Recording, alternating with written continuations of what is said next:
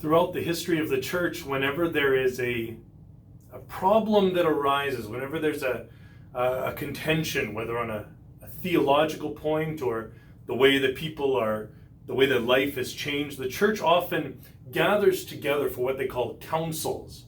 And the very first council happens in Jerusalem, and it centers around this important topic of circumcision.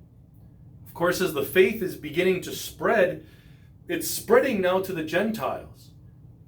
The faith originally was spread past mostly to the Jewish people in and around Jerusalem, but as it begins to extend, as the Jewish people begin to move outward, and as the Christians begin to move outward as well, so too they begin to evangelize in Greece and in Rome, where there's more and more Gentiles.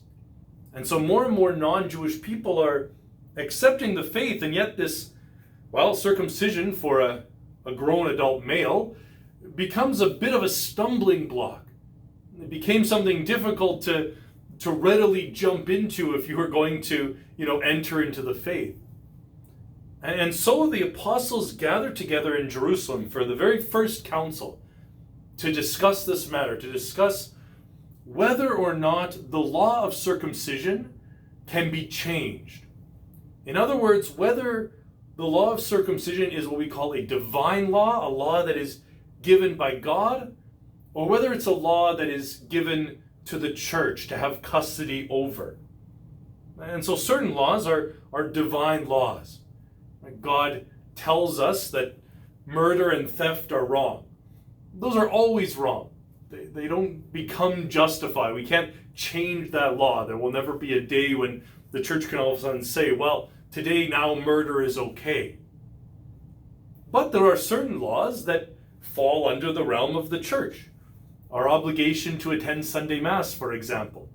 During this time, Bishop Mark has released us of that particular law. Normally, there's a law that we go to Mass every Sunday. But now we're absolved from that law because of the changes that exist in our society.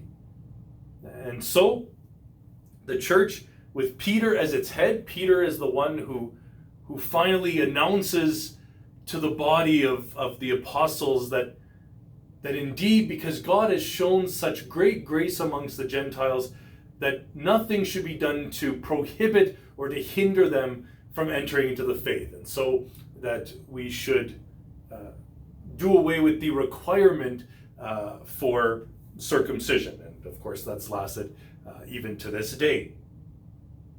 And so this is a news that today we hear in our first reading that Paul and Barnabas and Judas and Silas, they go and they deliver it to the people, and the people rejoice with great exultation. Right? They're very glad to hear this news that now they can simply be baptized and enter into the Christian faith. Of course, they're given certain things that they still have to refrain from.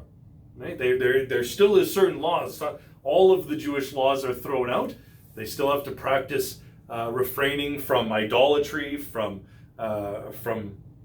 strange worship, from worshiping idols, from sexual immorality. They have to refrain from these basic divine laws, these unchangeable laws that govern the Christian life. In the same way today, brothers and sisters, we might say we can rejoice today at a decree, at an exhortation, this time from our bishop, that has given some announcement as to how we are going to proceed in the coming weeks and months. And so our bishop Bishop Mark has allowed us to begin the resumption of masses, of public masses, beginning on May 22nd. Now, although masses are beginning on May 22nd, there will be many, many changes, as is the case in every business where you go to, in every situation, there will be certain rules. So the first is that our dispensation from requiring Sunday Mass is still absolved from. We don't need to go to Mass. There's not even though Masses are going to be beginning to be offered, that we don't have a requirement to go to Sunday Mass. So if we're ill or we're aged and we're, if we're nervous about going to Mass, we're not required to go to Mass. There's no obligation on this. Also, attendance obviously has to be limited. So currently the government of Saskatchewan only allows 10 people to be in one building at a time. That may change with churches over the next couple weeks, we'll see. But for now, beginning on May 22nd, we'll only be able to have Mass with myself and 9 other people at a maximum present in the church at a given time. Of course, even within the church, physical distancing will have to be observed. We'll have to remain 2 meters apart, provided that we're not part of the same household together. There will be liturgical changes that will take place. The way that we distribute communion, the way that we engage in some of the parts of the Mass will change. Those will be kind of forthcoming. I'll talk about those sort of once we're gathered together at Mass. And lastly, to understand that in any case of gathering, there is always a risk.